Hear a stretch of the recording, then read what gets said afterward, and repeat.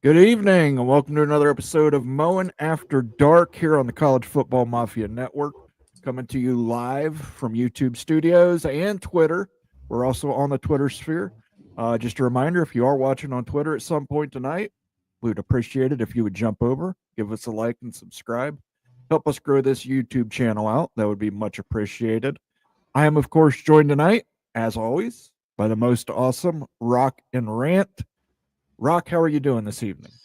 I'm doing good, man. It was my birthday earlier this week, so I took a few days off of paying too much attention to a lot of things across the digital spectrum, and I feel like I just went through a car wash and came out clean. So looking forward to catching up with the dirt, at least in college football side, as insanity runs amok everywhere else in the world, it seems.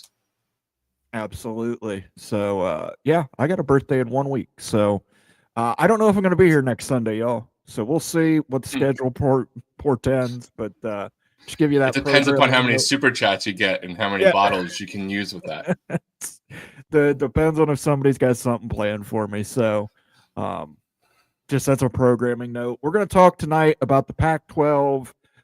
We know Greg tried to go live a couple times tonight. He had some internet issues. We can touch on some of the stuff Greg touched on, but I really want to get into the Pac-12 stuff because this is blown up. This is snowballed over the last 24 hours. So I'm going to play some video clips. I'm going to read you some Twitter posts. Before we do all that, let's take care of some business. If you would like to become a member of the College Football Mafia, leave us a super chat or a super sticker or gift a membership. You can do so by clicking the little cash icon in the chat window. Those things help us keep the lights on here in College Football Mafia land, and they are much appreciated. As always, you can give us a like and subscribe. Those things are free. Also, if you're watching on demand, go ahead and leave a comment for us. But let's go ahead and roll in and get some hellos out of the way here. The College Football Mafia was, of course, first. How did that happen? Ryan Willie, the Evil Badger, was second. We've actually got something for you, Ryan. I found an Evil Badger. There you go. I feel really bad for you, Ryan. I'm so sorry about your contract extension. Well, stay tuned. We did a kind of we talked about Luke Fickell a little bit, and our coordinator report cards for the Big Ten Mafia. Part 3 of that will be coming out soon, along with Part 2. Check it out. Gives us a friendly wave. Thanks for stopping by. Check it out. Stormy Cyclone says, "Hope to catch you later. Another fireman's benefit to attend." Stormy Cyclone. So you're telling me there's a chance? Yeah! By request, sir. By request. Friends call me Sean. Conference playing games. Pack expansion. Oh my. Yeah. Sean was watching the baseball games today. He watched Ohio State blow a 10-0 lead to lose 12-10 to Alabama. So glad you got to experience some of Ohio State's fans pain when it comes to baseball. We're really not a baseball school. CFB Plus says this shall be interesting. CFB Plus says, why in the world would UTSA not be a part of this? Bob Swanger, Mr. Nittany Lion, is here. He says, good evening, everyone. Good evening, Bob. Caleb Ramirez is also here. He says, hey, everyone. Good to see you, Caleb. Matt Schnuck says, good evening, everyone. Good to see you, Matt. Jan Hulk says, hey, all the way from Slovenia. Good to see you. Killa Jaxie, what if they add Wofford? Only if they add Mercer as well. Of course, we copied you. We were joking. But with some of these Pac-12 conspiracy theories, you never know. So we're going to jump into it. I don't know how many people have seen the clip. This clip came out yesterday. San Diego State Athletic Director J.D. Wicker telling when the Pac-12 media deal will be announced at a San Diego State football season ticket holders appreciation day. So this was an appreciation day for season ticket holders at San Diego State. In other words, this is kissing boosters' asses. Next month, we will have the MOU done for our television deal. So we will know what our TV deal is going to be, who our partners are going to be, I will say this, they're entities that you're familiar with, that you would recognize. We're going to get great exposure. And the really good thing is we're going to get more exposure. It's not just going to be football and men's basketball, but it's going to be all of our sports are going to have the opportunity for this increased exposure. It's going to be increased revenue, which is a big thing for us. So that's really the next big piece. Once we know that, then we can go recruit that 8th football playing member. We need one more football playing member that has all of its sports to meet FBS rules or NCAA FBS rules. And then after that, we'll figure out if we're adding 1, 2, or 3 more schools, and whether they're coming in all of their sports. They might be coming in some of their sports. All right. So that's the first thing I want to share with you. And now I'm going to pull up the follow-up post that was presented by somebody who spoke with the athletic director and read you what he wrote. I hope if I do that. Spoke to San Diego State Athletic Director J.D. Wicker today.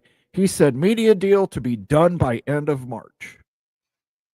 8th member to be added at that time before next 1, 2, or 3 schools are added by end of July.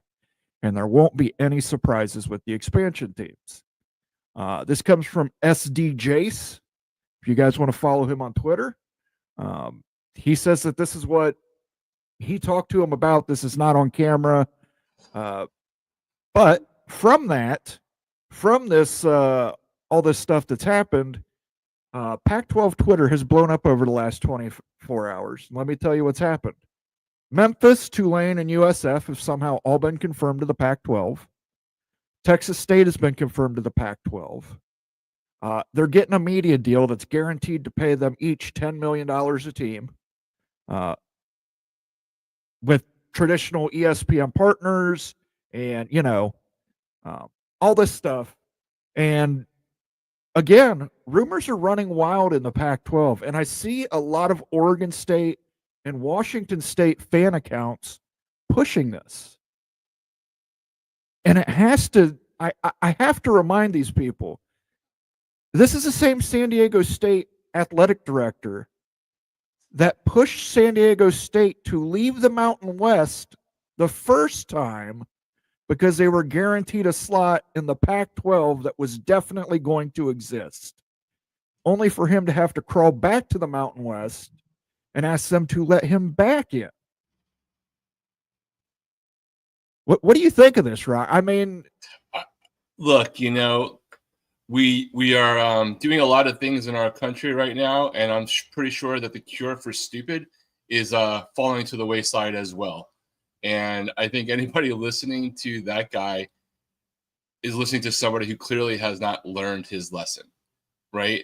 And, even if every single thing he said was true, he's the wrong person to be out there ahead with the message. 1, historically; 2, as a newer member; and 3, in front of all other bigger programs. If SEC is going to leak something, it should come from Georgia or Alabama, right? Not Vanderbilt, as an example.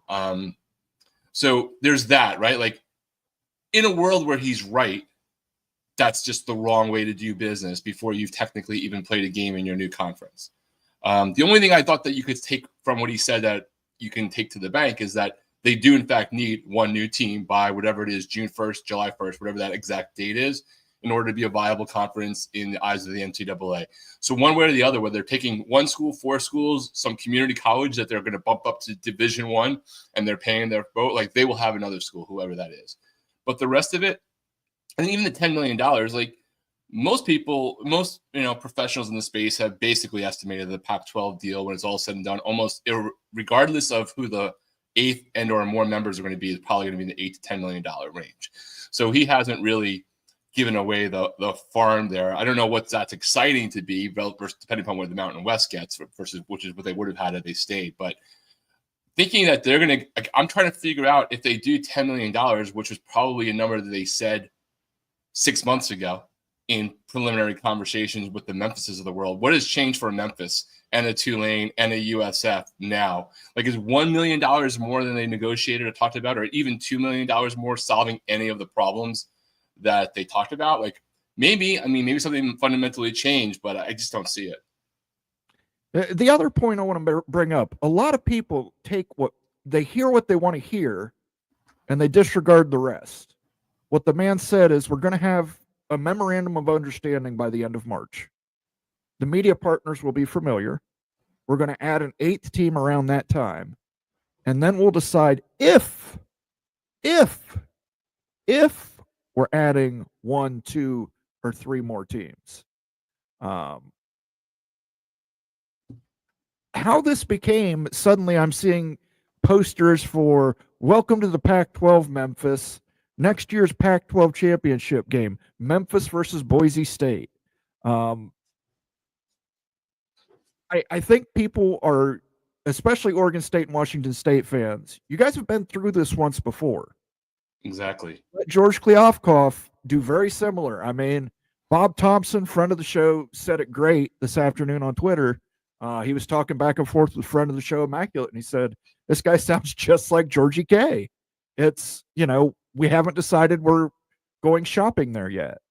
And this is something, when all that went on with the Pac-12 and everybody left and Oregon State and Washington State were left behind, it was the Big 12 hope that they were going to be invited to the Big 12, and then the ACC hope, and then it was, we're creating a new Pac-12, and we're going to get Memphis, Tulane, and USF. They made a run at them, did not get them.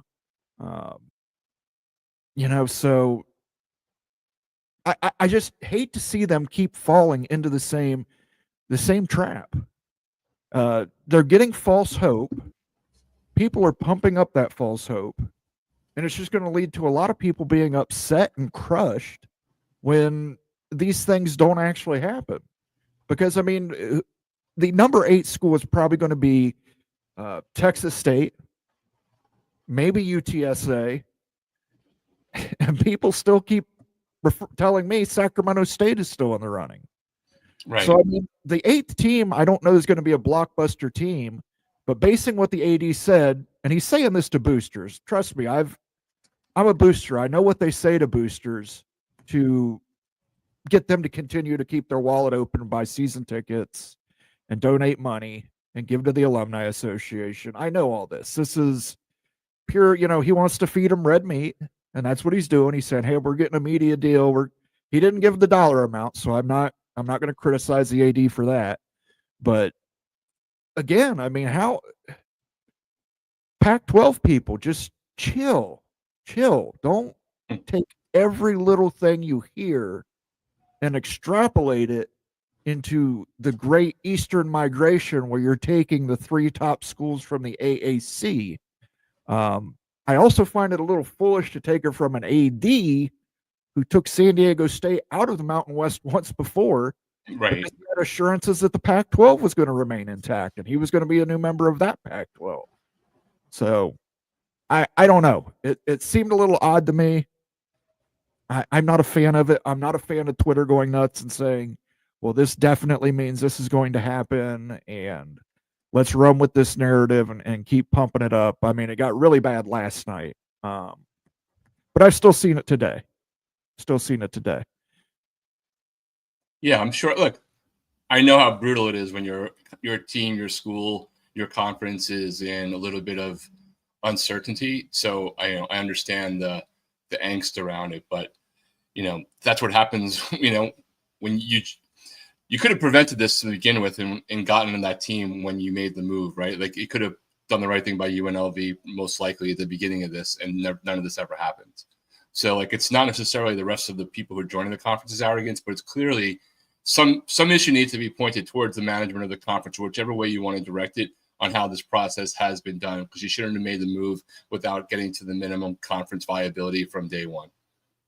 Yeah, no, it's been botched from day one. But again, this campaign of false hope, I don't think, and great hope's a great thing. Hope you guys get Memphis, Tulane, and USF. Don't paint it as an eventuality. And I think there's a lot of people on Twitter right now painting it as an eventuality. Yeah, like people are painting the House settlement as an eventuality because it was given a preliminary agreement. Like, I'm not one of those people who thinks the House settlement is definitely going down on April 7th. It could very well be, and this whole thing that he talked about could very well be doing that too. But I think it's unwise to assume that. And he should not be the person doing it.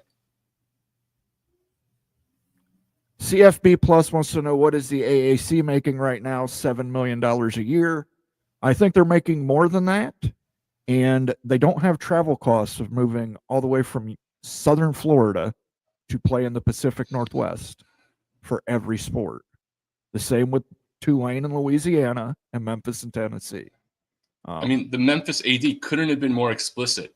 He does not want to put his other sports, because he's the athletic director for everything, onto 2-stop commercial flights, including some of the coaches of the most winning programs he has, even though they might be able to afford, flying charter for the basketball and football programs. So unless something fundamentally changes, I'm not sure how that changed for Memphis. Now, if PAC was able to go out and get $12 to $15 million, then I think you get to like neutral to plus territory, like neutral in the sense of like, hey, maybe it's a wash, but there's a halo effect, right, of the size of the conference and the access, maybe perception of a better football conference, that I would get. But that's the thing that seems like the wild card. But if the AD there is saying like 10 million, maybe he thinks it's going to be more than that because he's probably giving a lower figure. But until we know, we don't know.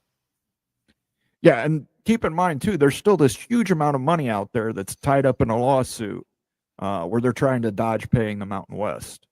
So it's not like they could take that slush fund and just say, hey, Memphis, we'll go ahead and cover your travel costs for the next 5 years. Here's an extra $15 million. Or Tulane or USF, they've got to keep in mind that money is still out there. And I, for one, think they're probably going to have to pay the Mountain West that money. I don't think there's legal argument that it was a contract under duress is going to hold much water. BYU football, this is like deja vu. They can't get out of their own way. I agree with you. Mr. Ed Winter says, just think, San Diego State turned down a Big 12 invite thinking the Pac-12 would invite. They not only did that, they actually left the Mountain West Conference believing that the Pac-12 invite was coming and that the Pac-12 was a covenant of 9 remaining schools, and Oregon and Washington weren't leaving. So was the SDSU to Big 12? Is that, I honestly can't remember anymore because there's just been so many cycles of this Ferris wheel. Was that a definite thing, or just I don't like a think very there was strong ever rumor? I doubt there was ever a formal invite, but I'm sure Yormark talked to him. I'm sure. Yeah, of course. Illini Ted says San Diego State is a brand new PAC member. The only ones that probably should speak for the conference, at least for now, are OSU and Wazoo. Yeah, or I disagree with you. Yeah, or maybe you could argue Boise, because it's the premier football brand, whether anybody likes it or not, right, in the conference, but they didn't. And you may even argue, if you want to have a basketball argument, that Gonzaga, but they're not even party to some of this stuff. So it's a little wild. Like, it's just a mistake. Even if he's right, it's still a mistake. Yeah, and he said 1, 2, 3 teams, but those could be basketball only members. Those could be completely basketball member. Yeah, how this became Memphis, Tulane, and USF, I will never know. T-Mac says they never got a Big 12 invite. They had conversations for half sure. Maybe it was the wrong move.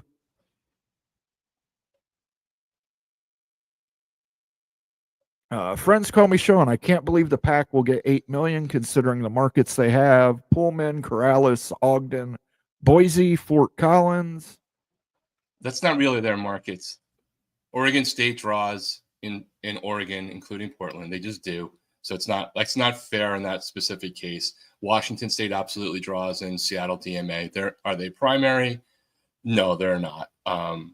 But it does, it does spread a little bit further down into some of the other markets that Friends Call Me Sean is talking about for sure. Yeah, You Fort can't discount Collins. San Diego either. Yeah, Fort Right. Collins bleeds into Denver, Colorado too. So Yeah. I mean, San Diego's 1.3 million. Yes, I actually know how many people live there. And the DMA only do advertising for part of my living. But anyway, yes. So that's a big market as well that helps to even things out. T-Mac says it is the AD speaking, not the university. I He's- hear you, but he's- T-Mac. He's an employee of the university. He is their figurehead when it comes to the athletic department. And he is at a public event saying these things. He's been recorded. And then, Right. according to somebody on Twitter, again, we can't verify it. We're taking that person's word for it. He then spoke to them off of stage and reiterated all these things. So maybe Yeah, the university needs to get their AD under control. Most big organizations like that. I mean, granted, it may have even been, because I know T-Mac pointed out that it was like a private event to boosters. Any comms team, any communications PR team for any university worth their salt, any organization, any company knows that the minute you talk to more than one person in a room, you have to assume it's going out, right? Unless there's strict legal penalties from there. And to think that talking to, I don't know how many boosters there were there, 20, 30, 50, whatever, that it wouldn't leak out. And it could have even leaked out from him, by the way. Like, people leak their own stuff all of the time. But he's an authorized senior executive, the most senior executive of the athletic department.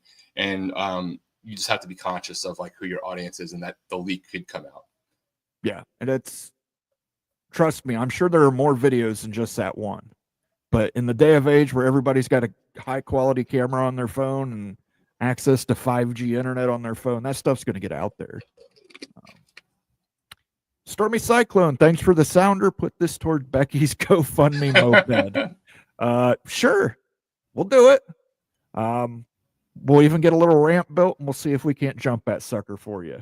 And I'll give you a chance one more time since So you you're requested telling it. me there's a chance.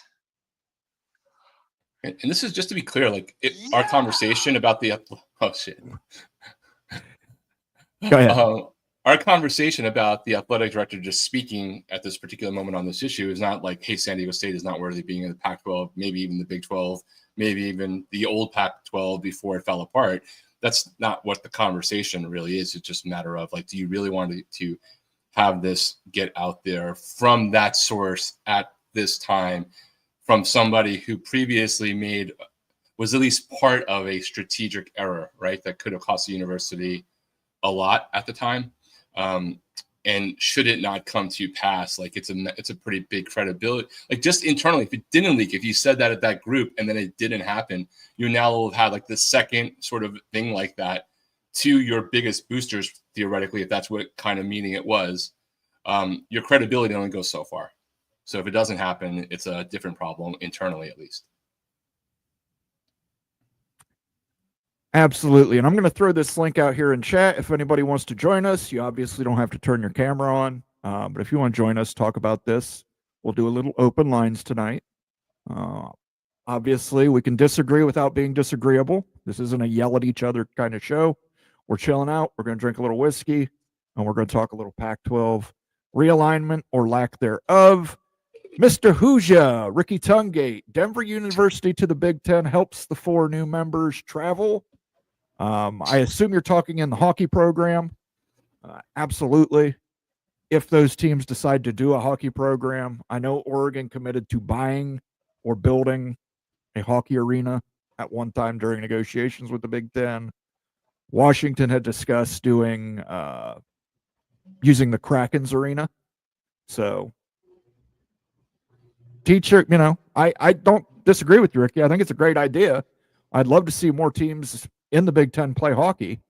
I'd like to see more teams in the Big Ten have wrestling teams. So I'd like to see a lot of things in the Big Ten, and I think we can get it done with the right leadership, which we have, and the proper amount of money that we have. So we shall see. CFB Plus. All right.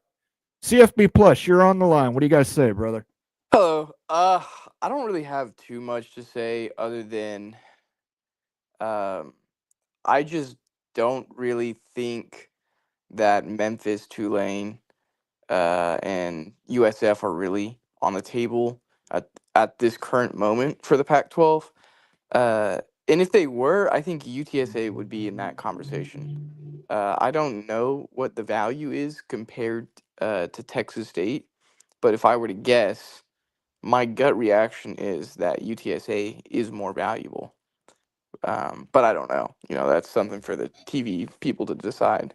I think, there's probably a bit of truth in the San Diego State athletic director's statement because the Pac-12 has been in negotiations for a media rights deal for a couple months now, I feel like. And so something in March seems pretty reasonable. And he says it's something that we're familiar with. Yeah, it could be ESPN and it could be Fox, but is it ESPN and Fox the same way that the SEC or Big Ten are? No. They'll probably be on like ESPN2 or FS1, stuff like that. I maybe streaming, but I think that's not really realistic at this current moment, especially for this iteration of the Pac-12.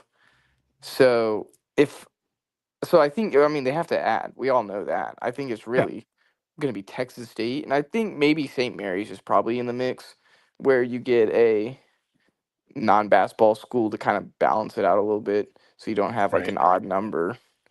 But I'm not really buying stock in the whole AAC expansion.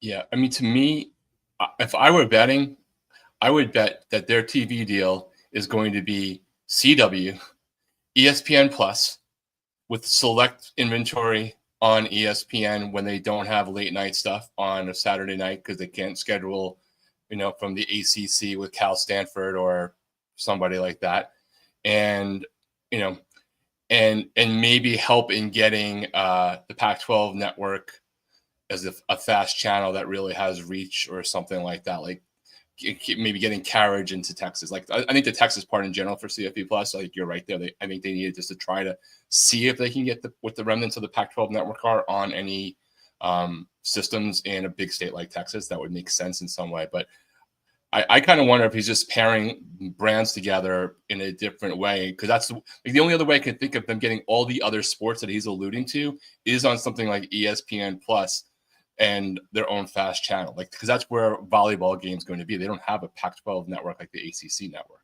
in terms of the distribution. At least I know they have the capabilities with their studio and they've had that network, but it wasn't widely distributed before.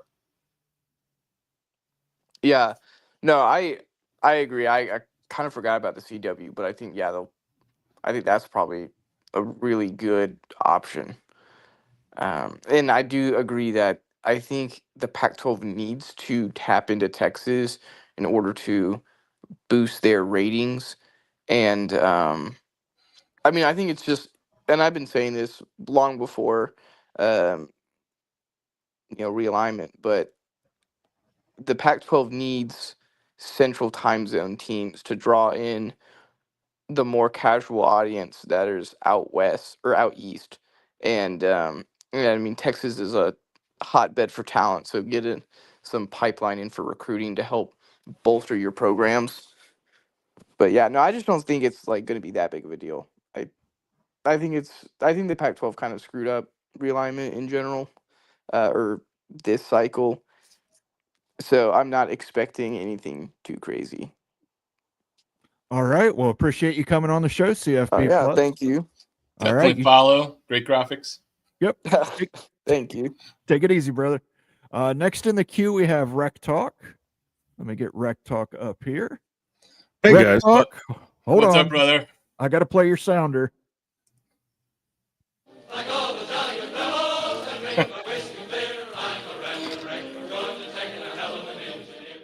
Hey, man, you got me set up here. You're the man. See, it just takes one visit, and then he spent months figuring out how to hook you up. Plus the Georgia Tech drinking song, we need it. That did so much for my ego, and I need my ego fed at all times. But I think I have some out of the box suggestions in conference realignment. I've got two teams that I think would be a great fit. Number one, Ole Miss, because Lane Kiffin has bitched for however many months in a row now about their non-con schedule. So he can go ahead and go over there, and they don't have to worry about their playoff woes. They'll just make it every year. Number two, Alabama, for the same reasons. But they would win every Okay. game by 20 in the Pac-12. Well, I think that this would make everyone happy. That conference would get quote unquote elite teams and these coaches, including old Alabama Jones. Did you see that, man? He got like super butthurt by a comedian for calling him out. Yeah, No. it's Shane Gillis. It was before the Notre Dame game. When I he wanna said they say. paid players, because Alabama never paid a player when Nick Saban was there. And Nick was super pissed, and he was like, "Whoa, hold on there, Alabama Jones," because he had this Indiana Jones He had his Indiana hat on. Jones hat on. Yeah, so I think that would solve a lot of issues. Also, Florida State would probably be a great contender. They want out of not only do they want out of the ACC, they declared a date they were going to get out, and now are pretending that they never did that, even though it's in legal documents. So I just don't know why people aren't talking about these teams more. Sometimes you just have to have gone to like a massively smart engineering school to put all these pieces together. And that's where you fit in better than almost anyone. I was on campus today, and I did witness a Yu-Gi-Oh tournament going on. So the nerd is strong there still to this day. Well, don't worry, I'm not Rec Talk. making that I'm up sure. either. I'm sure they're going to clip this video and repost it on Twitter as Georgia Tech Insider predicts guarantees next 3 expansion targets for the Pac-12. I mean, sure I that's can gonna only happen. imagine the guy who runs like CFB Mafia editing would probably do that if he was wise. Yeah. I think I just might make my channel about that, and then super secret insider, and then I'll invite Rock and Ran on to say the things I told him to say. There you go. So that You could be like Absolutely, you sir. could have like your alt personality of like Georgia Tech addiction. Yes. Kind of like, didn't Garth Brooks have an alternate like personality and published an He did. album?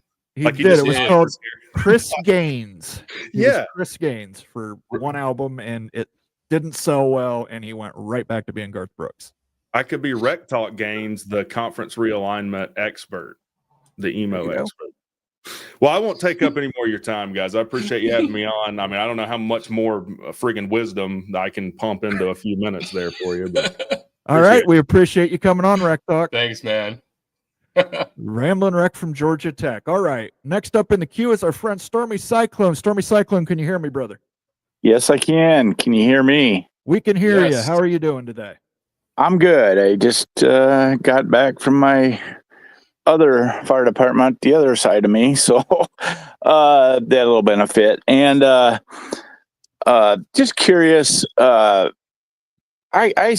don't know a lot about this Pac-12 thing, but I'm thinking maybe they should just get the bare minimum they need, and probably add some of them basketball things going, you know what I mean? Like St. Mary's, maybe even San Francisco, you know what I mean?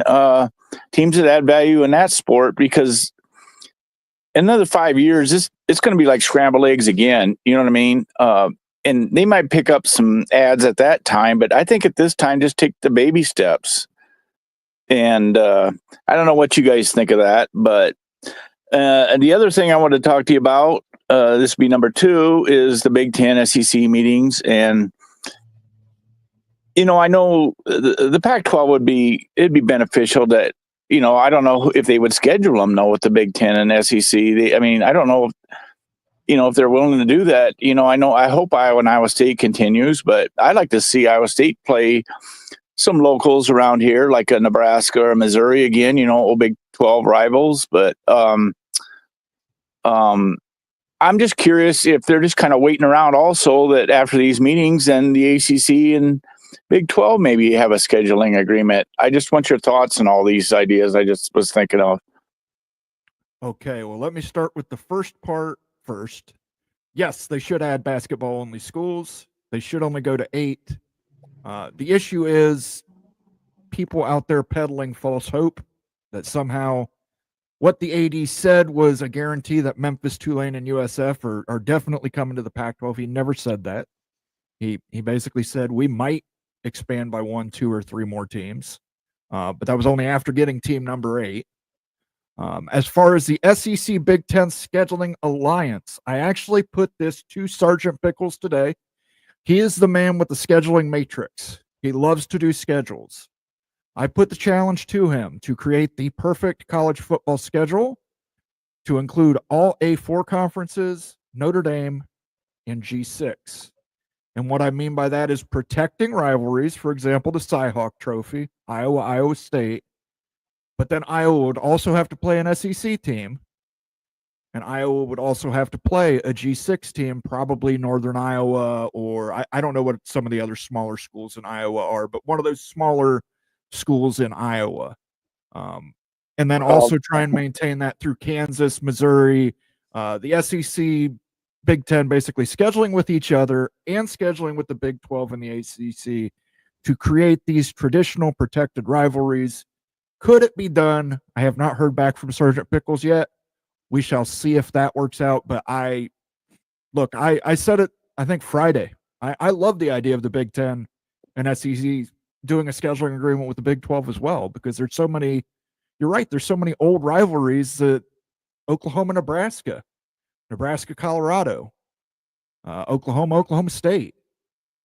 There's lots of great rivalries that we just kind of lost. Kansas, Missouri. Great rivalries. What do you think, Rock? I have, and I don't normally have a contrarian take just by default with you or anything like that, but I have different take on both sides. So first, it's not even necessarily different. It's like if X, then Y kind of scenario. So for the Pac-12, I think they need to find out what available and gettable school, not just available, like for the something you can't get, what school and how much, right? And that's your baseline.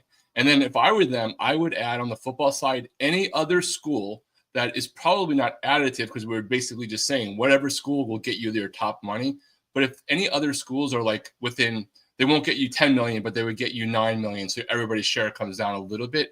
I would get every other school that's football worthy within reason. That's within like 10% of your best case scenario, because strength in numbers is going to matter in 5 years, because they're most of these schools are unlikely to be part of the omelet. They're likely to be left as part of the scrambled eggs that are left over, right? So you want to have as many eggs available to sustain if and when that happens. Like some schools might make it to the call, but like I think you have to plan for the worst case scenario. And then the basketball side, I think you just figure out whoever is going to get you more shares. And, you know, whether you're already taking a couple with Gonzaga, potentially St. Mary's, with Grand Canyon, right? You've already done that kind of stuff, or with Grand Canyon, Mountain West. I can't even remember anymore. But I agree with that. I love your idea for scheduling agreements with the Big Ten, SEC, and the other conferences to protect the rivals. That's what I would like to see. But depending upon how many at-larges are available and how both of those two power conferences decide to do things, there's an argument that, yes, their network partners might like to see, after they do the Big Ten versus SEC schedules, that will get more TV ratings, making their deals more valuable. That still applies even to, you know, schools beyond the Florida State, Miami, Clemson, Colorado zone, right? Which are all in the ACC and Big 12 are clearly, at least currently, a step ahead in TV ratings. That's not like a ego. It's just numbers. It's straight numbers. It's a very big gap between the next two, at least last year.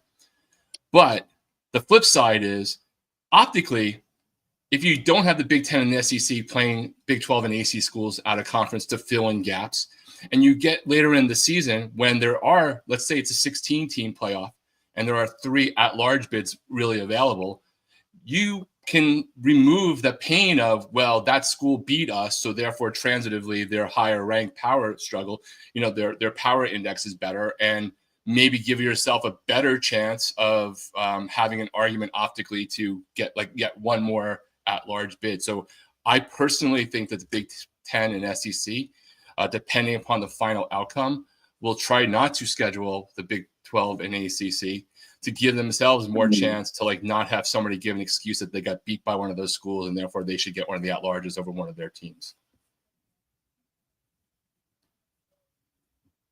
I don't like that. I like Moen's idea. I like Stormy Cyclone's idea, but this is what I think is in the greed zone, that's what you do. Like, yes, game 11 versus the Big 12 will draw more people than game 11 versus Mercer. Shout out Alabama, right?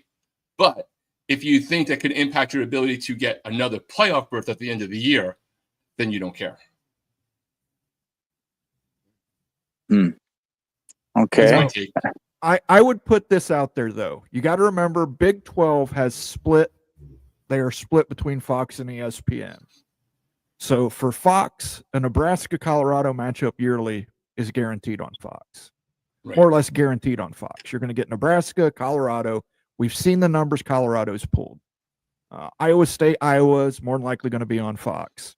For the SEC, Kansas, Missouri, going to be on ESPN. Going to be on ESPN. These are things that you can almost guarantee for your network partners to get more money from them. So, go ahead.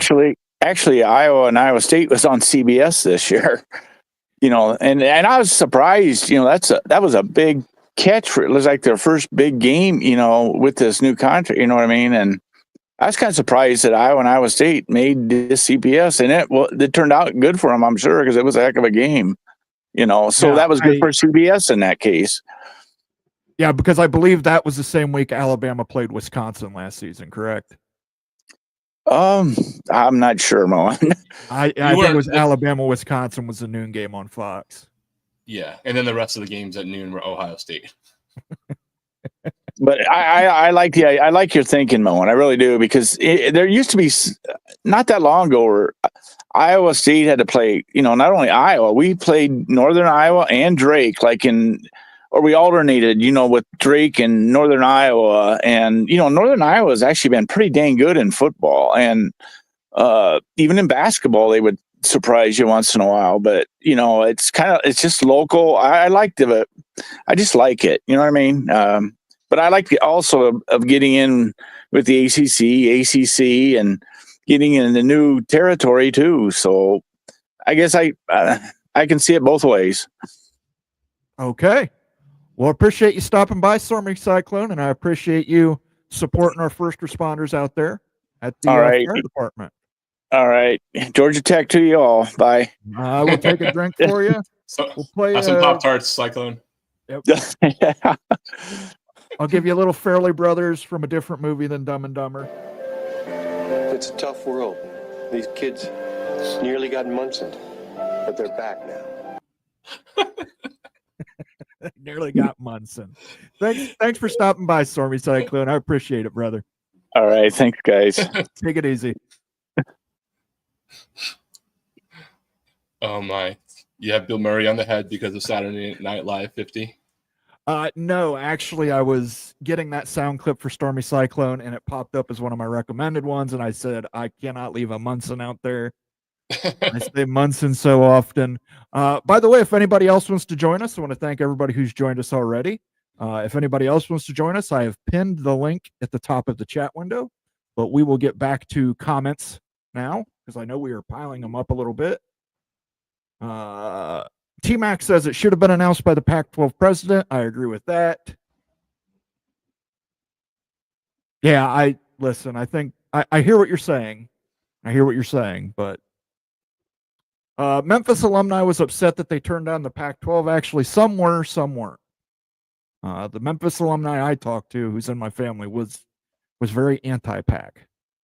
Did not want to go, and his belief was that if the ACC needs to backfill in a few years, that Memphis is going to be prime. So, Terry Snyder's in the house. He says Washington State has its own finance problems. They cannot afford to travel east either. Travel goes both ways. You're absolutely right. The question is, for those kind of situations, at some point, universities have to decide, and some already have, right, where the athletic department must be self-funding thing. Whether does that stick or go away? Do they look at it more as the marketing and advertising vehicle for the university that brings halo to them, and therefore they have to invest because becoming less and less relevant is damaging the university? But it could also go the other way, right, with some of the questions that are going on in Congress and things that are happening across the spectrum on Title IX and athlete compensation and everything. So But with a wave of a pen, any school could decide that their athletic department is no longer in debt. Compare pack markets to the AACs: Tampa, Memphis, New Orleans, Philly, Boca, San Antonio, Tulsa, Oklahoma.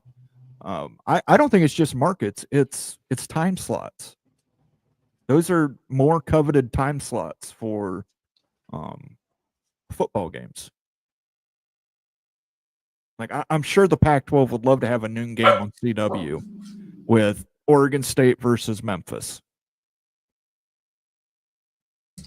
I mean, do you think? Do you see? I gave my take on where they could go. Do you see? Discovery, Time Warner, whatever it is, Discovery, TNT, TBS, getting in the mix because they have available time slots. And yes, they got some stuff from the Big 12 through ESPN coming up, but they also have stuff for filling up all of. Yeah, they also have stuff for the Mountain West though still. So I don't know how that's working out with the Mountain West and TBS, Turner Sports. I think CW is the best bet. I think it gets you the most exposure. I think even if you've got to take a little less money for it, I'd rather be cheaper on CW. Because like you mentioned, broadcast. Stormy Cyclone mentioned, 5 years from now, listen, guys, the Pac-12 and Mountain West are not going to be the same conference as they are now. At some point, one of them is going to crumble. They're probably both going to crumble, and they're going to reorganize with the best of the best from both of those conferences.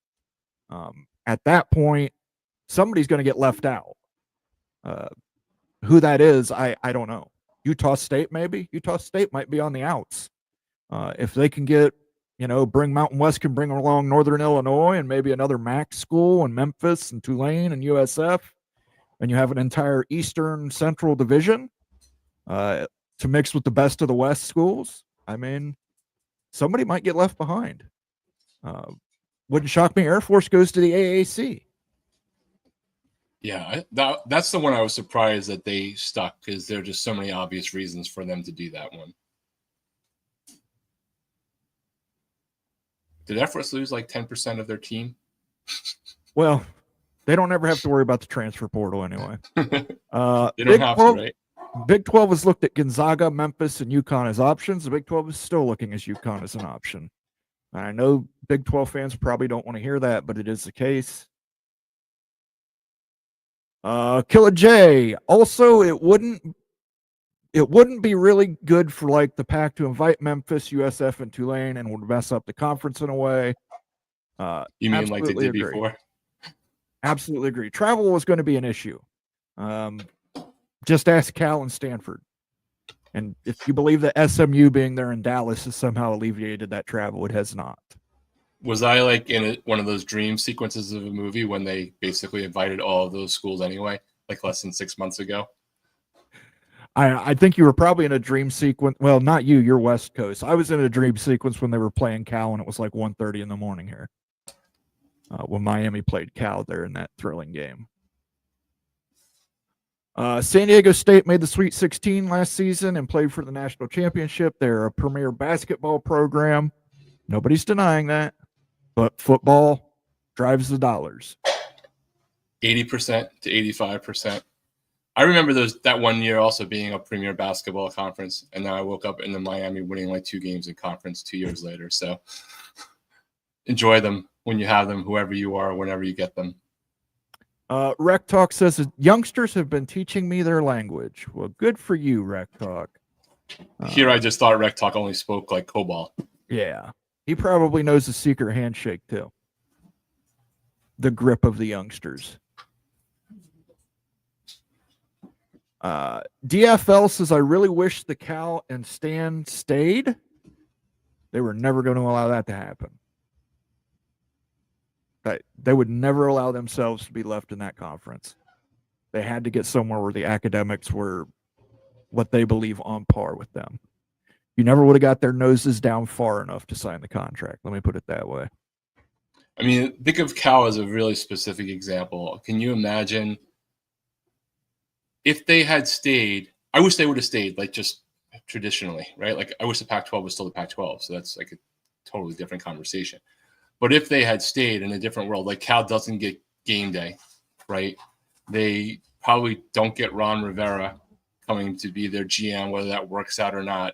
they probably don't get a 5-star freshman recruit at quarterback and another 4-star transfer, 5-star transfer from Ohio State, even though they only had they had a medium season, relatively record, but I don't think any of that stuff happens in the world where they stayed and did that. Like, now it's brutal for their teams without question. Football aside, all their other teams, it's, they strategically schedule. It's really hard.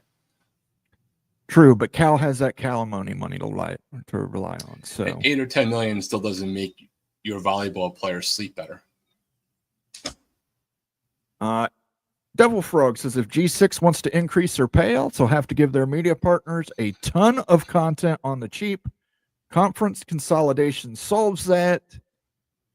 I actually think the typo makes the sense. Conference consolation solves it too. Consolation prize. Yeah, well, I think the problem is you're going to have people that drag down the value when you get into too many teams. Like I'm sure there's teams that the Pac would jettison right now if it meant getting Memphis, USF, and Tulane. Yeah, every conference has their Wake Forest. I don't mean disrespect to the university institution, but like their TV ratings and in terms of football. Everything Texas State, laughing my ass off at UTSA having value. They are broke. Students turn down an increase in athletic fees. Their non-football schools are on welfare. Texas State just increased. Good news, everybody. In the members only section, I believe Wild Ute University covered this. Who is the best candidate in Texas for expansion? I believe it's for the Mountain Western Pac. So if you're a member, go check that out. If you're not a member, consider becoming a member. You'll find that in our members only section with close to 50 more videos with deep analytics, including models and algorithms that are proprietary to Wild Ute. If you want to become a member, just click on that cash icon. You can also leave us a super chat and a super sticker that way. And it helps us keep the lights on here. Helps us keep doing these fun things. Plus, Texas, UTSA never had Kathy Ireland kicking for them. So, did I miss that reference? That's a movie reference, right? It's a movie reference. Scott Bakula at quarterback. Come on. Yeah, Scott Bakula at quarterback. I'm trying to remember the name of the movie. I'm blanking out in the moment. Was it Unnecessary Roughness? I believe it's Unnecessary Roughness. Okay. And it wasn't really the same team, but like in spirit, I would take them on as my spirit animal. Absolutely. Yeah, just confirming that. Pac-12 best targets in Texas. It's got them listed in there, so you can take a look at some of those Texas ones. He's also got one coming up for the Gulf States. It should be pretty interesting. UTSA is 54 miles from Texas State, so they basically are in the same San Antonio-Austin market. UTS is a commuter school, while Texas State is more of a traditional university with an on-campus stadium. Which is what you could have said about UCF 20 years ago, too. 30 years ago. It was a big commuter school, and then it became like one of the biggest universities in the country. So I guess it depends upon ultimately what are the plans for UTSA 20 years into the future for a marriage like this.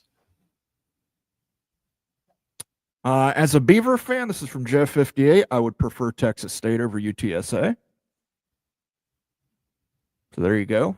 I think you only need one team in Texas. And I think whoever that team is in Texas wants a guarantee that they're going to be the only team from Texas in your conference. Our friend and contributor, Daniel Gygax. I don't know why Memphis would go to the Pac-12. Memphis is currently about the geographic middle of the current AAC, and the money with the AAC is about on par with what is projected with the Pac-12. And again, like I said, I've got a Memphis alum in the family, and he is firmly of the belief that they will be part of the ACC's backfill if any of those schools eventually leave. Daniel Gygax again says, I'll add Tulane also. What benefit is there to have the additional travel? It's only if you think it positions you better for your football program to have access to that one slot. And I don't know that it's necessarily the case. We saw that this year. Absolutely. We got about 20 more minutes here on the show tonight, guys. I want to thank everybody for tuning in. If you're watching us over on Twitter, we've had 264 views on Twitter. Would you consider coming over to YouTube? giving us a like, giving us a subscribe. You can join in the conversation here. We still have that StreamYard link posted at the top of the chat if you'd like to join us. But we got about 20 more minutes left, and we're going to try and get through as many comments as we can in the interim. Terry Snyder says, I honestly believe the Pac-12 wants to stay Western U.S. Fans want Memphis and Tulane. I anticipate the Pac does understand travel costs and will do the right thing. Stay West. I am a Washington State grad. Then your only real option that I think is on the table would to truly do that would be Sacramento State, which has its own inherent problems and is probably not ramping up your TV deal if you really want to stay Western. Texas State, though, you're still. I get it. And Texas State's a little bit of a reach, but I don't know. I think you do have to take a team in Texas. Jeff58 says, I don't see Memphis, Tulane, and USF coming to the Pac. Too expensive exit fees for 2026, 2027. It is more likely if the media deal is over 13 million, not if 10 million. Yeah, I don't think they're getting over 10 million. That's me personally. I don't believe that. So, but that is my speculation. I am not going to run with that and say it's a guarantee. Well, the other part of that too is from 5 or 6 months ago when they rumored the assistance that the Pac was going to give those schools to deal with their buyouts was pretty low. What has fundamentally changed that would get them more money? Because they're now embroiled in lawsuits with the Mountain West over that kitty of money to divide, and they weren't willing to divide it that well back then to satisfy Memphis specifically, I recall. So what has changed there? Has like some player come into the mix TV wise that is literally taking this deal up towards that $13 million number that you're mentioning? Because I'm not sure what else has changed. And you got to keep that money on hand. I mean, if that lawsuit does not go your way, you owe the Mountain West a lot of money, and the teams owe the Mountain West a lot of money. So you can't just go spending that money willy-nilly right now. Pac-12 won't be a football powerhouse, so the most consistent revenue will come from basketball. The attractive part is that the Pac-12 has performance-based revenue sharing. I disagree with you, T-Mac. I think in terms of a G6, the Pac-12 could very well be a football powerhouse. You've got Oregon State, Washington State, and Boise State there.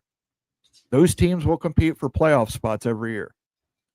Yeah, I mean, essentially that conference could, if they do things right, and this again, not about San Diego State specifically, but if the conference does something right, which is a big if based off of recent history, they could be the de facto get that one slot, right? Which would make them the same thing as a current conference getting an automatic qualifier the way we currently do before it changes in 2 years. Like, you know, maybe they get it 80% of the time. So you are guaranteed access to that. So, and regardless of the revenue sharing aspect, it's still 80% of your TV deal is likely to be coming from the football aspect of it.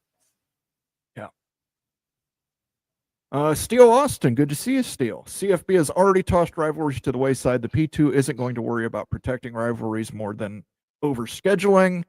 Again, if the money's right, things will generally fall in place. And I think with Fox having a stake in the Big 12, Big 10, I think they could fall in place. With ESPN having a stake in the Big 12 SEC, I think they can fall into place. Big 12 ACC, I'm not saying it's impossible, but there's really just not. I mean, can you think of a natural rivalry, Big 12 versus ACC wise? I mean, there's interesting games, but not like a natural rivalry. You know, right now, from a lot of ACC schools' perspective, I think going back towards the Big 12, it's like the Deion factor, of course, makes sense, right? Like Florida State, Colorado would be hyped to the heaven, and a Miami versus Colorado thing, Clemson, those natural ones, like the big TV draws.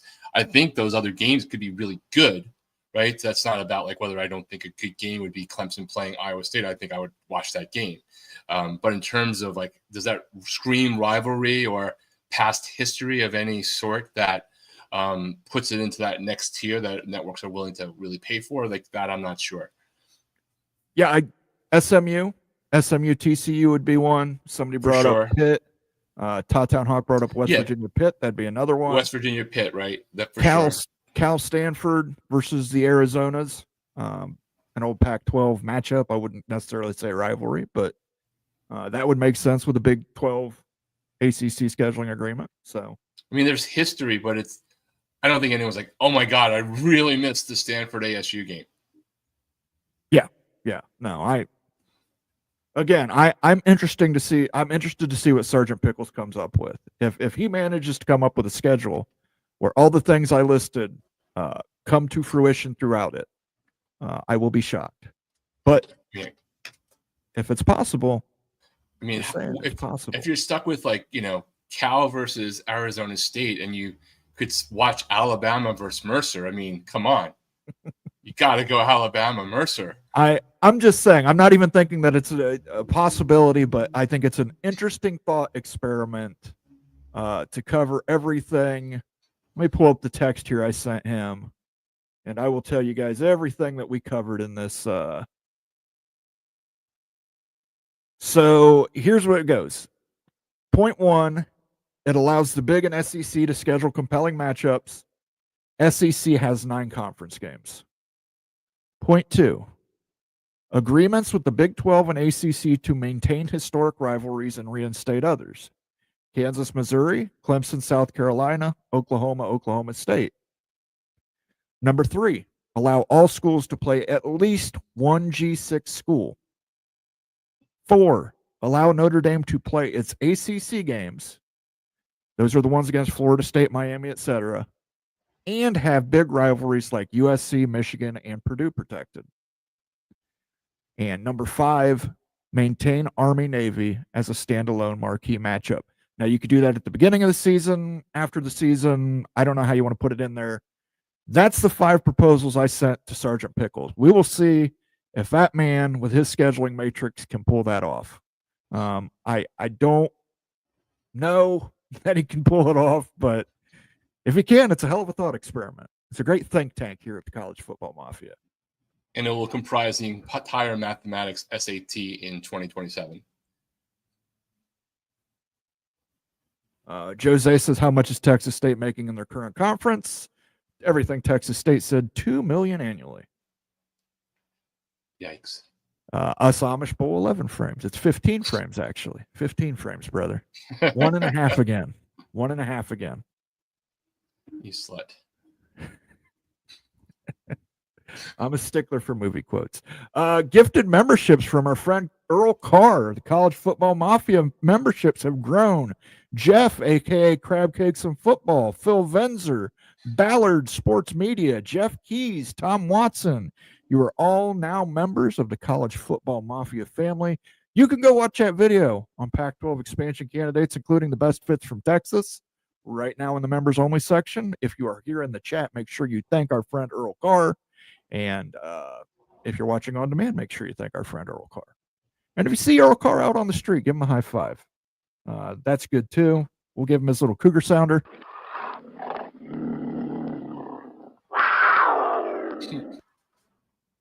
And he likes the milk sounders. So they've been sucking you, and you're sick of it. I get it. I'm gonna get a new cougar gift for Mount Moan After Dark. I just got to find one that fits the theme, Earl. But thank you again for the gifted membership, dude. You've been a stud all this month for us. Cannot tell you how much myself, Rock, everybody on the team appreciate you and what you do for this community. Thank you, Earl. Let me see here. What do I got in the media assets? I can give him a little cash sign. There we go. There you go, Earl Carr. I don't have a cougar one yet. We All right. Realignment Master on this. So I think we're going to solve Realignment Master is joining us. What was that? That was Realignment Master, everybody. I think he was showing you his shortcomings.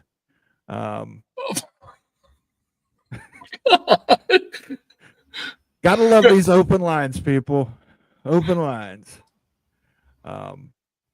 Thanks for joining Realignment Master. But I would see a doctor or I don't know. Yeah, not much of an alignment there. Yeah. It seems to me like you're going to wind up on the short end of Realignment. Absolutely. Oh, hell no. Hey, you got to wade through the dicks, guys. You got to wade through the dicks sometimes. Alabama by 20.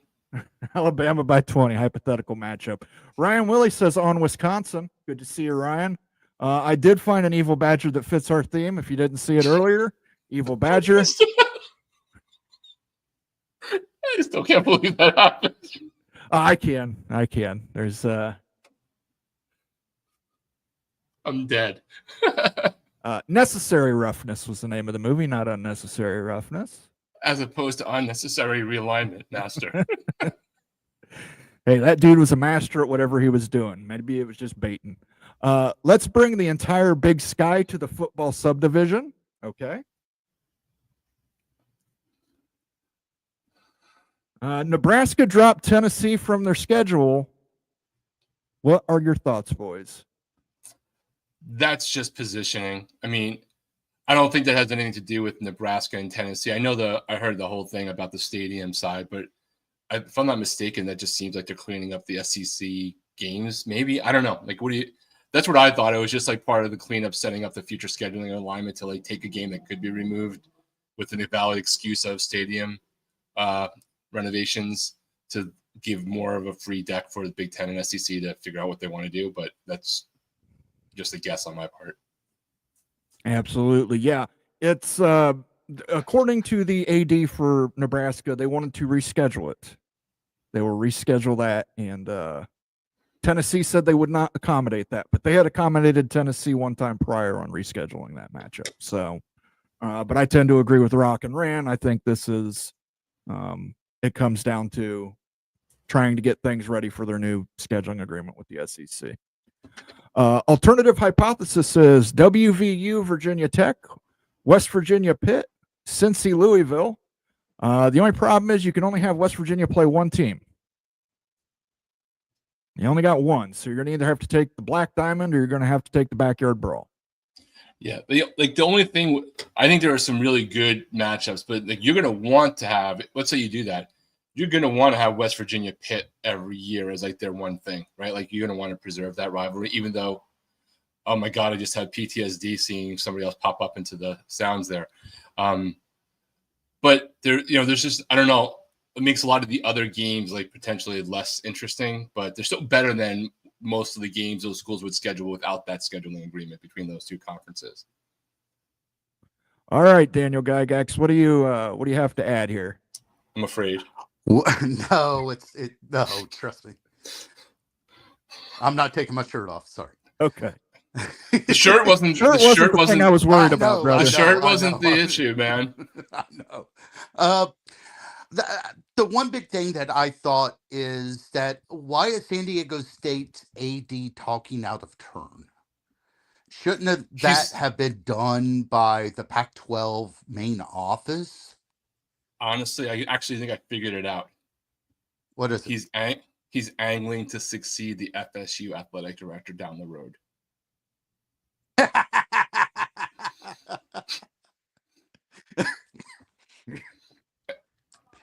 That okay. That's the only one I got for you. I'll buy that. The other one is I don't know why, like I just said, why Tulane, why Memphis, why South Florida would want to travel 2,500 to 3,000 miles for not much extra money whenever they can, especially Memphis and Tulane, it's not that far. Yeah, you got to add in the fact too, Memphis, Tulane, and South Florida, they're going to be playing some hellacious night games. Remember when Rutgers had to play USC at 11 p.m.? Yep. Rutgers time? Oh, yeah. Do you think USF wants to travel all the way to Pullman to play Pullman at 11 p.m. USF time? I don't think so. No. And I mean, well, WVU played Arizona last year at, I want to say it was a 10:30 kickoff East Coast time. Yeah. That's just the way Miami conferences are going now. thing. Yeah. Miami Miami played just down the road in Berkeley. Yes. What was the kickoff on that? It was the 7 or 7:30 Pacific slot. That's what I thought. I was trying to remember which one it was. This is one of those two. And that's just how the world's going to work these days. I mean, Yeah, but that works for A4 conferences. I don't know it's going to work for a G6 conference. it's not. I mean, I remember you did the numbers on it, and he showed that True TV number. That True TV number is awful. I think the best game that they had was, I want to say like 90,000 viewers. I can't remember the exact number. It was awful. Yeah, they did not get good games. They did not No. have good games to carry. That's why I said CW makes the most sense as a media partner for me. Well, CW, they went all in with NASCAR, and last week they had a really good number, but that's Daytona, but it still was the most watched Daytona Busch race that they've had in like 15 years. But yeah, but they've like got a 75% clearance. I mean, it's still over the air. oh yeah. I mean, they're in every market in America. What was it, like 96% or something like that? Households have CW. I Yeah. mean, it's high. And I remember myself and you, we were trying to find numbers on how much CW was paying Washington State and Oregon State, and those numbers were tough to find. We think that they're just doing it for the cost of the broadcast, to bring the broadcast crew in. Yeah, I think you take a little less money if you're going to get that kind of exposure and just go with the CW. Because Exactly. 5 years from now, look, if you're right, the omelet's going to break, somebody's going to get left behind. I think having a relationship with the CW is going to benefit whatever conference ends up surviving on the West Coast. I'm really shocked that there's going to be 2 West Coast conferences, G6 conferences. Just due to the fact we saw the WAC fail. The Pac-12 tried to reform. They still don't have an 8th team. I don't think that they're going to find an 8th team soon. They have to. They literally have 3 months. I know. And I don't know if Sac State's the answer. Daniel, if you started up a school and it was in the West Coast and you were the only option available, they would get you. Right? Like they have no choice. They have to find somebody, no matter how. They have to hopefully get somebody great, for them. Yeah. Or they have to get somebody geographically great that's aspirationally trying to come up. Or else they're just way out of luck. Well, like the whole Sac State thing. I mean, you live out here, Rock. I mean, the higher education system out here, they're saying that they're tight on money. And I don't know who's going to fund that $250 million there in Sacramento. It's not going to be the city and county. City and county's trying to gather money up for a new ballpark so they can keep a baseball team. Yeah, good luck with both. Oh, I know. There's not a lot of, I've been to Sacramento a lot of times. I used to have to go up there regularly for work. So I'm not as recently. And, this is not disparaging Sacramento. It's just there's not one massive industry driving the city, right? In that has all the corporate sponsors. I'm still relatively amazed that the Kings have survived this long.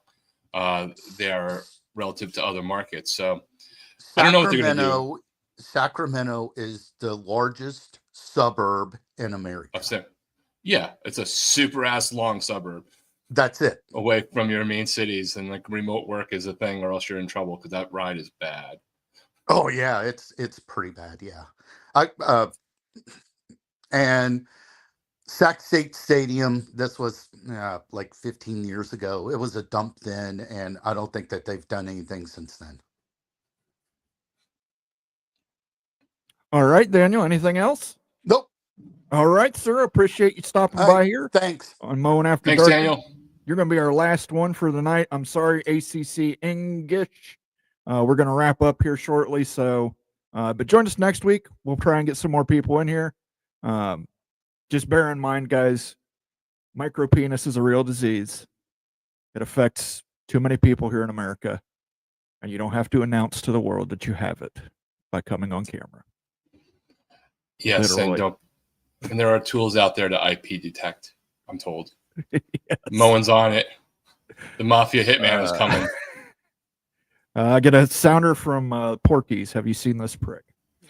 Ryan Willie, Nebraska is running scared. Badger sound.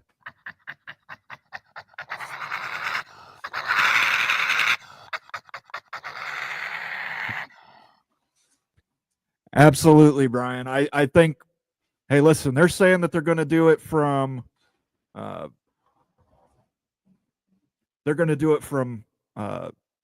for realignment or for scheduling purposes. They wanted to push it back, but I tend to agree with you. Maybe Nebraska is running a little bit scared.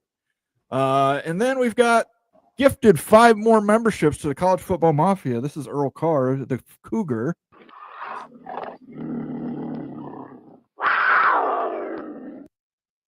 And we will let this man cook. He's been cooking all night. Let him cook. Let him cook now. Let him cook. I said let him cook. Let's please hope that Microman did not get one of them. Well, I don't see Realignment Master in here. DX Helto, Cranky Tiger, Big Ears Bo, Free West, Jose were all gifted memberships by Earl Carr. If you're in the chat, I see Jose is. He's already thanked Earl for that. Absolutely thank Earl Carr for that. If you're watching on demand, by all means, leave a comment thanking Earl Carr for that. Just as a reminder, we've got 312 people viewing us on Twitter. We're going to do our last call here and wrap things up for the week. It's been an exciting week. Certainly a show we'll always remember. It'll be hard to forget. It'll be hard to forget. But yeah, that's going to be turned into a pretty good meme on the channel here in a second. So, I mean, I have to show this in case you haven't seen her, our friend Carrie Go Knowles. Growers, not showers. Yeah, definitely. I don't think that guy's a grower either. But you know, it is what it is. Earl Carr, thank you for the 5 memberships. Carrie Go Knowles, thank you. You're an absolute legend for that comment. Let me see here. I think I played all the new sounds. Oh wait, I didn't. Here we go. I don't make the rules, ma'am. I just think them up and write them down. Thank you again, Earl Carr, for all the gifted memberships you've contributed. We've probably unlocked some new emotes, so I'm going to get some milk emotes made. We might get one of our friend Realignment Master made. It'll just be a microscope. It'll be a microscope, and we'll just call it Realignment Master. So you just need to have like the, it has to be like Lake Placid sound. One of those slide whistles. All right, let's do our last call here. What do you have for us, Rock and Rant, for your last call this week? I mean, I'm so thrown off that I guess I just have to say, everyone gets upset about conference realignment and what is not happening. Don't show everybody that you're a dick. It's true. Yeah, I don't know what to say. I really just don't know what to say. I am flabbergasted. I would never imagine somebody would come on the internet and just show their dick. I thought this was a place of higher class than that, but I guess he saw the show as Moen After Dark and he wanted to show us Moen. Yeah, but you never saw. It wasn't growing, and it didn't have nothing to show. It was never Hugh Hefner that they showed. Absolutely. I'm going to take this stream private for a couple hours. I will go ahead and put a microscope over that so people can't see that baby penis. But I want to thank everybody. I want to thank everybody for joining us tonight. No, trust me, Bomber will have to tell you that story. We had a worse one than that one time. But thanks everybody for joining us here on this Sunday night. We will catch you next Sunday at 7 p.m. if we're still around. Trust me, if it was circumcised, it'd probably been even smaller. Maybe he needed a good stretch on that. But yeah, maybe we'll get. You'll do a separate cutout and put it on like Twitter under an alias handle. Yeah, I'm just going to cover it with a microscope on the Twitter or the YouTube feed. So, oh Lord. It feels so good to be a gangster like Realignment Master. Yeah. I'm dead. I'm just dead. Listen, man. I'm a loss for words. Thank God Becky wasn't on for that. No, I think Becky would have got him a lot worse. Trust me, Becky's a tough girl. She would have. She would really run a moped emasculated over that poor guy. She would have run a moped over that tricycle multiple times. Yes. That little swizzle stick. All right, guys. So thank you everybody for tuning in. We will catch you next Sunday. Same College Football Mafia time, same College Football Mafia channel. Next show is going to be Tuesday at 8 p.m. with Bomber. I do not know who his guest is yet, so keep an eye on him on Twitter at Big 12 Mafia. Again, if you're watching us on Twitter, come on over, jump over, give us a like and a subscribe. I want to thank some people for their generosity tonight. Stormy Cyclone, Ricky Tungate, Earl Carr, Ryan Willie. You guys did so much for us tonight. You helped us make it rain. And we'll hit you with a little cash sign. Thank you so much, guys. We will catch you next week.